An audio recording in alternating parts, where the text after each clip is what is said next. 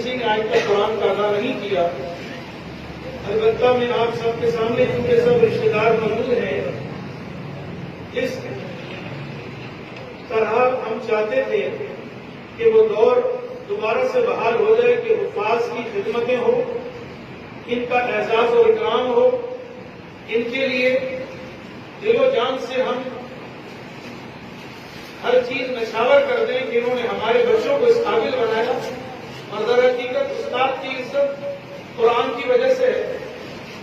تو نوید بھائی نے آج اس کام میں پہل کر دی کہ جس استاد نے ان کے بچے کو اس قابل بنایا ہے، میں بتانا تو نہیں چاہ رہا تھا، نوید بھائی نے بھی منع کیا، لیکن یقین جانے دل میں اتنی خوشی ہوئی کہ میرا دل چاہا کہ میں آپ کے سامنے اس بات کو بیان کر دوں کہ 50,000 روپے کا اعلان نوید بھائی نے قاری صاحب کی خدمت میں نذرانہ پیش کیا ہے.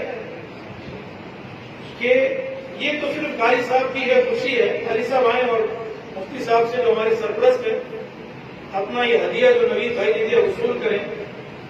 اور دوسرا قاری صاحب کی ایک اہم اعلان ہے کہ قاری صاحب کرائی کی رہائش پر تھے.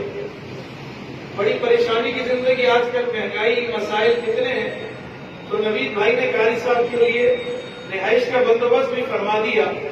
تو آپ سب سے بھی دعاؤں کی درخواست ہے کہ جلد از جلد قاری صاحب کو انشاءاللہ یہیں پر اوپر رہائش بھی بنا کر دیں گے. اسی طریقے سے میں آپ سب کے سامنے کہوں گا کہ قرآن کی محبت کا ثبوت پیش کریں. جن اساتذہ نے آپ کے بچوں کو آپ کو پڑھایا ہے، استاد کا مقام دوبارہ سے بحال کریں.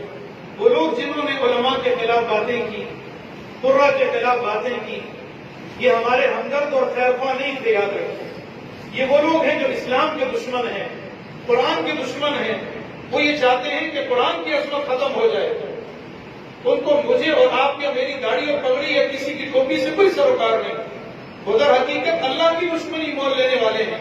وہ چاہتے ہیں کہ علماء کی اس دنیا میں کوئی قدر و قیمت نہ ہو تاکہ لوگ اسلام سے متنفر ہوں. لیکن الحمدللہ آج نوید بھائی نے بات ثابت کر دی کہ ہم الحمدللہ زندہ ہیں، اسلام کی خدمت کے لیے اپنا تن من دھن سب کچھ قربان کر دیں. بہت خوشی کی بات ہے. آپ سب سے بھی یہی درخواست ہے کہ اب اس مجلس میں آخر میں مجلس کی اختتامی باتیں ہیں تو مفتی صاحب سے میں کہوں گا کہ ہمارے سرپرست بھی ہیں